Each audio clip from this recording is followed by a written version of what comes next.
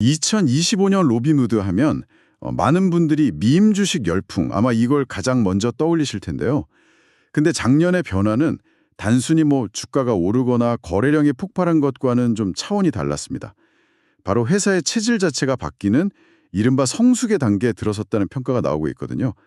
변덕스러운 시장 분위기에 휩쓸리던 그런 공격적인 트레이딩 앱이 어떻게 안정적인 금융 플랫폼으로 진화할 수 있었을까요? 오늘 이 변화의 핵심 동력들을 하나씩 자세히 들여다보겠습니다. 네, 성숙이라는 키워드가 정말 모든 걸 설명해 주는 것 같아요. 2021년에 그 광풍이 부은 이후에 시장은 계속 물었잖아요. 그렇죠. 이거 반짝 인기 아니냐 이런 질문들. 네, 맞아요. 지속 가능한 사업 모델이 맞나 하고요. 2025년의 행보는 바로 그 질문에 대한 로빈후드의 첫 번째 아주 구체적인 답변이라고 볼 수 있는 거죠. 바로 그 답변이 정말 궁금한데요. 사실 2021년 밈주식 사태 때도 로빈후드는 돈을 엄청나게 벌었잖아요. 네, 벌었죠. 그런데 2025년의 수익성이 그때와는 근본적으로 다르다고 하는 이유가 뭘까요? 둘 다 돈을 많이 번 건 똑같은데 말이죠. 그거 아주 좋은 질문입니다. 핵심은 수익의 질에 있어요. 질이요? 네, 2025년 로빈후드 매출이 전년 대비 무려 52%나 증가했거든요. 근데 정말 중요한 건 이 성장이 특정 자산, 예를 들어 암호화폐 시장이 엄청 뜨거워서 나온 게 아니라는 점이에요. 주식, 옵션, 암호화폐 같은 전통적인 거래 수익은 물론이고요. 이자 수익까지 모든 부문에서 아주 고른 성장을 보였습니다. 이건 특정 시장의 열풍이 아니라 이제 회사의 사업 구조 자체가 건강해지고 있다는 첫 번째 신호인 거죠. 모든 서든 서부회대 성장했다. 확실히 과거랑은 느낌이 좀 다르네요. 근데 여전히 드는 의문이 하나 있습니다. 근데 어떤 거죠? 매출이 52%나 늘었다는 건 놀라운데 혹시 그 밈 주식 때처럼 마케팅 비용이나 서버 비용을 그만큼 막 쏟아부어서 만든 그런 일시적인 성과는 아닐까요? 버는 만큼 쓰는 구조라면 사실상 남는 게 없는 거니까요. 바로 그 지점이 2025년 로빈후드의 가장 인상적인 변화입니다. 결론부터 말씀드리면 비용 증가율이 매출 증가율을 한참 밑돌았어요. 정말요? 네, 즉 돈은 훨씬 더 많이 벌기 시작했는데 쓰는 돈은 그보다 훨씬 적게 늘어났다는 거죠. 이걸 보통 운영 레버리지가 발생했다고 표현하는데요. 회사의 수익 창출 능력이 구조적으로 개선됐다는 가장 확실한 증거입니다.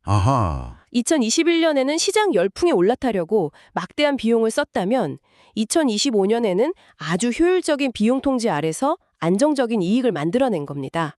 그러니까 이제는 시장이 좋든 나쁘든 꾸준히 이익을 낼 수 있는 그런 체력을 갖추기 시작했다 이런 의미로군요. 정확합니다.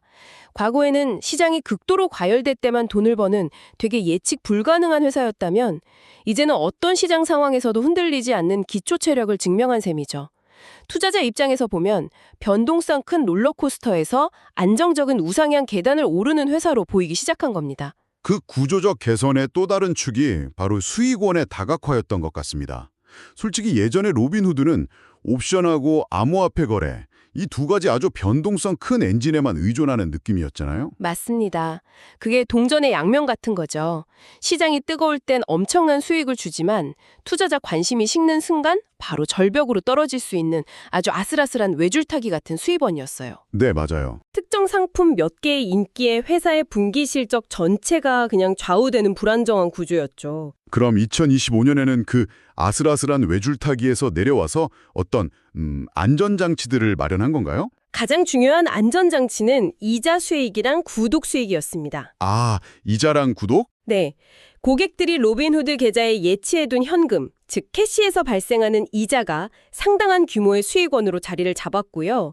또 유료 구독 서비스인 로빈후드 골드 가입자가 꾸준히 늘면서 매달 안정적으로 들어오는 현금 흐름이 만들어졌습니다. 그래서 로빈후드 경영진이 이제 연간 매출 1억 달러 이상을 내는 사업부가 여러 개다라고 자신 있게 말할 수 있게 된 배경이죠. 확실히 이자나 구독료는 거래량처럼 시장 분위기에 따라 막 급변하는 게 아니니까 훨씬 안정적이겠네요. 바로 그겁니다. 이걸 비유하자면요. 이자 수익과 구독료는 거친 파도가 치는 시장에서 배의 균형을 아주 단단히 잡아주는 밸러스트, 그러니까 무게추 같은 역할을 합니다. 무게추요? 네. 예를 들어서 암호화폐 시장이 시장이 침체기에 들어가서 거래량이 줄면 관련 매출은 당연히 감소하겠죠. 하지만 이 무게추 역할을 하는 안정적인 수혜권들이 그 충격을 상당 부분 흡수하고 상쇄시켜주는 겁니다. 이게 회사의 회복 탄력성, 즉 충격을 견디고 다시 일어서는 힘을 이전과는 비교할 수 없을 정도로 강화시키는 거죠. 배의 균형을 잡아주는 무게추라니 그 비유가 정말 와닿네요. 내실을 이렇게 다지는 동안에 2025년에는 로빈후드의 위상 자체를 바꿔버린 상징적인 사건도 있었죠. 네, 있었죠. 바로 S&P 500 지수 편입입니다. 이게 그냥 우리 회사 이만큼 컸다고 자랑하는 것 이상의 실질적인 의미가 있는 건가요? 물론입니다. 실질적인 효과랑 상징적인 효과 두 가지 모두 엄청납니다. 그래요? 네. 실질적으로는 S&P 500 지수를 추종하는 수많은 패시브 펀드나 ETF들이 기계적으로 로빈후드 주식을 사들여야만 해요.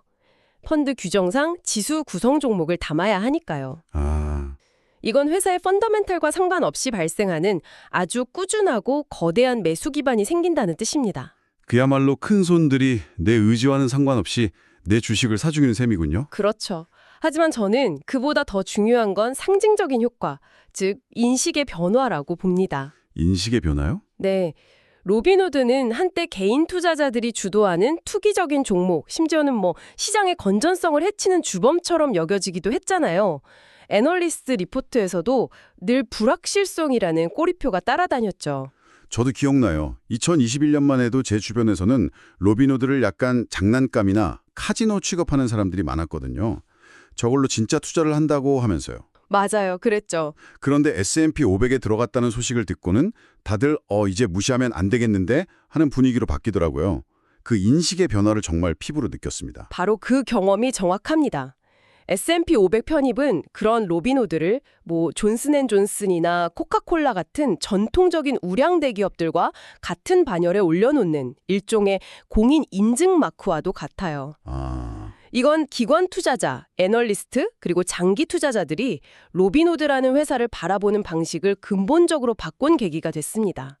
한때 가장 취약했던 신뢰도라는 무형의 자산을 극적으로 강화시킨 거죠. 회사를 둘러싼 이야기, 그러니까 내러티브 자체가 바뀐 거네요. 위험한 도전자에서 리그의 정식 멤버로요. 맞습니다. 여기서 아주 흥미로운 질문이 생깁니다. 과연 신뢰도를 돈으로 살 수 있을까요? 어떻게 보면 로빈후드는 S&P 500 편입이라는 자격을 얻음으로써 시장의 신뢰를 얻어낸 셈입니다. 회사의 본질이 하루아침에 바뀌지 않았더라도 시장의 인식이 바뀌는 것만으로 기업 가치가 얼마나 달라질 수 있는지를 보여주는 강력한 사례죠. 그렇게 얻은 신뢰도와 안정적인 수익이 있으니까 이제 좀 더 과감하게 사업을 확장할 총알과 자신감을 모두 갖춘 셈이네요. 실제로 그 동력을 어디에 사용했나요? 네, 그 자신감을 바탕으로 제품 개발이랑 생태계 확장에 엄청난 속도를 냈습니다.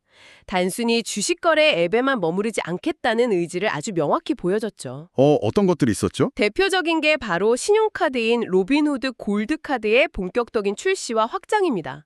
이걸 통해서 투자와 트레이딩 영역을 넘어서 사용자의 일상적인 소비와 금융활동으로 파고들기 시작한 거예요. 주식 거래하던 앱으로 커피도 사 마시고 쇼핑도 하게 만든다는 거군요. 그렇습니다. 동시에 본업 경쟁력도 놓치지 않았어요. 암호화폐 지갑 기능을 대폭 개선하고 더 많은 토큰을 지원하면서 핵심 사용자들을 만족시켰고요. 또 유럽 시장에서 토큰화된 주식을 거래할 수 있게 하는 등 해외 시장 공략에도 적극적으로 나섰습니다. 이 모든 움직임은 하나의 큰 그림을 향하고 있습니다. 그 큰 그림이라는 게 구체적으로 뭔가요? 사용자의 금융생활 전체를 아우르는 슈퍼앱, 즉 거대한 금융 생태계를 구축하는 겁니다. 슈퍼 앱. 네, 이건 플랫폼 비즈니스가 진화하는 전형적인 방식인데요. 일단 확보한 거대한 사용자 기반을 활용해서 그들의 참여도를 높이고 고객 한 명이 우리 플랫폼에서 쓰는 돈의 비중, 이걸 지갑 점유율이라고 하는데 이 지갑 점유율을 계속해서 늘려나가는 전략입니다. 아하. 그 위에 새로운 금융상품이나 구독 서비스를 층층이 쌓아올리는 거죠. 2025년의 제품 개발들은 로빈후드가 바로 그 방향으로 정확하게 그리고 아주 빠르게 나아가고 있음을 보여줍니다. 들어보면 2025년은 정말 환상적인 한 해였던 것 같은데 그래도 세상에 완벽한 건 없겠죠. 이 모든 긍정적인 변화에도 불구하고 로빈후드가 여전히 극복하지 못한 약점이나 리스크가 있다면 어떤 게 있을까요? 물론입니다. 가장 중요한 현실은 로빈후드는 여전히 경기 순환성이라는 큰 파도 위에 떠 있는 배라는 점입니다. 아, 성수기 시장 변동성으로부터의 면역을 의미하는 건 절대 아니니까요. 면역이 아니라 균형이라는 말씀이시군요.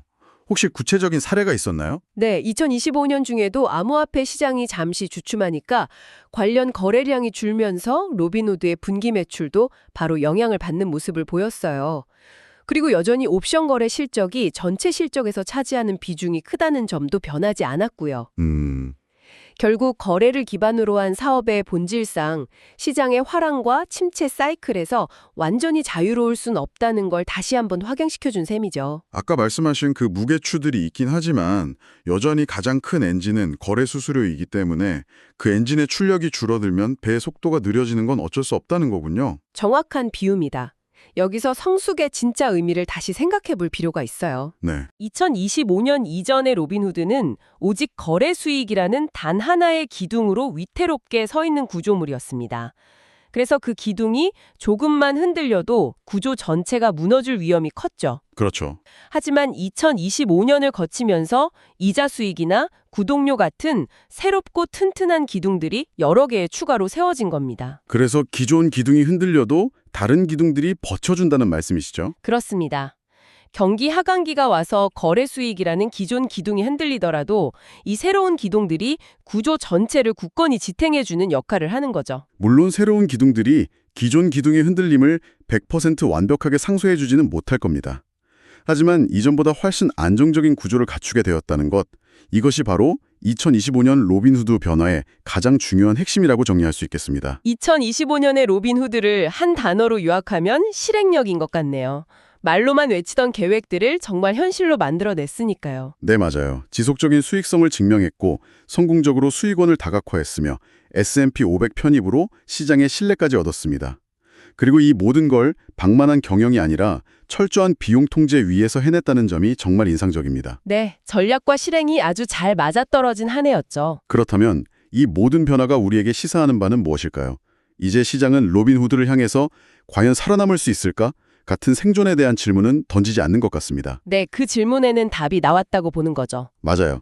대신 질문의 종류가 바뀌었습니다. 이 빠르게 성장하는 생태계를 어떻게 장기적이고 지속 가능한 가치로 전환시킬 것인가? 바로 이 질문에 대한 답을 시장은 기다리고 있는 것 같습니다. 맞습니다. 이제 단순한 거래 앱을 넘어서 진정한 금융 플랫폼으로의 도약을 시작한 거죠.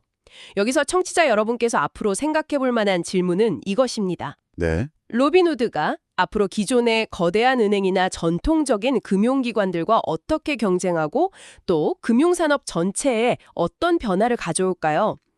사용자의 금융활동 전체를 자신들의 플랫폼 안으로 끌어들이려는 이들의 야심찬 전략이 과연 성공할 수 있을지 그 과정을 지켜보는 것도 앞으로 아주 흥미로운 관전 포인트입니다.